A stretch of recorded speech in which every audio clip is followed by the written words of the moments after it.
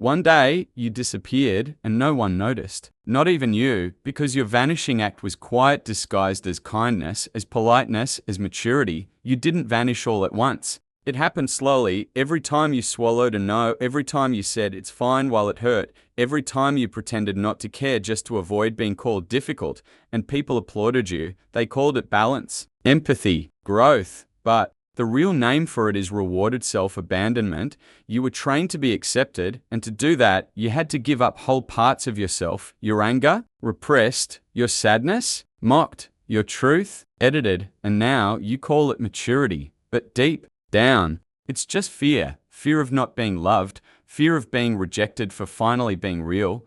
But let me tell you something no one told you, that fear doesn't protect you. It cages you. If you're the kind of person who questions everything, who finds beauty in philosophy, the struggles of the human mind, and the truths no one dares to say, then this channel is for you. So hit that subscribe button, or at the very least, give this video a like. They didn't want the real you. They wanted the version of you that didn't make noise, the version that smiled on cue, that agreed without conflict, that apologized just for existing too loudly, and you delivered, because somewhere along the way you were taught that being loved meant being less angry, less emotional, less demanding, less you. And here's the cruel truth: you were not raised to be whole, you were trained to be manageable, you were rewarded every time you gave in. Good boy, that's better, don't cry, be easy to love. That's the language they used to domesticate your fire, and so you began to dim, not because you wanted peace, but because you were terrified of being left behind. This is not empathy. This is survival, and survival turns people into ghosts. You kept shrinking yourself until you could finally fit inside their comfort, but you forgot one thing. You don't fit anywhere if you keep erasing your edges, and now you wonder why no one truly sees you. You're not seen because you've become invisible by design, because visibility demands truth, and you've been trained to trade truth for approval. But let me ask you this: when was the last time you said what you really meant without editing yourself to make it easier to digest? When was the last time you disappointed someone and didn't apologize for it? They told you to be kind, but what they really meant was, be quiet, be agreeable. Be easy to consume, but kindness without boundaries is self-erasure, and self-erasure doesn't make you lovable. It makes you useful, and once you're only useful, you're no longer a person, you're a tool, replaceable, predictable, controlled. You've been trained so well. You now punish yourself the moment you feel something real. Anger, you bury it. Sadness, you disguise it as "I'm just tired." Desire, you tone it down so it doesn't make anyone uncomfortable. This is what happens when you spend your life being emotionally edited. You lose your original version. You become a censored self, a walking PS statement for someone else's comfort. And that's what the world calls a good person. But what if the entire idea of being good was a psychological leash? What if being good meant never disrupting the roles that keep everyone else comfortable? Because the moment you start choosing yourself, you become a threat. You say no, you're rude. You speak up, you're too much. You feel deeply, you're unstable. You draw a boundary, now you're selfish. But the truth is this: they only call you difficult when they can no longer use you, and you've spent years confusing approval with love. You thought they loved you for who you were, but they loved you for how little you demanded, how predictable you became, how easy you made it to feel superior while you stayed small. And here's the most painful part: they never saw you, they only saw the version of you that kept them comfortable, and you mistook their comfort as connection, but it was T.it was performance, and deep down, you knew it. That hollow ache in your chest at night, that's not loneliness, that's your real self knocking on the inside, asking if you're ever coming home. Great ideas only survive when they're supported. If this content resonated with you, consider making a small donation on Ko-fi. The link is in the description or pinned comment. Small gestures keep big messages alive. You've been waiting for someone to see you. To finally notice the weight you've been carrying in silence. To look past your smile and ask, are you actually okay? But no one ever does, because you taught them not to. You trained them to believe you're always fine. You rewarded their neglect with your patience.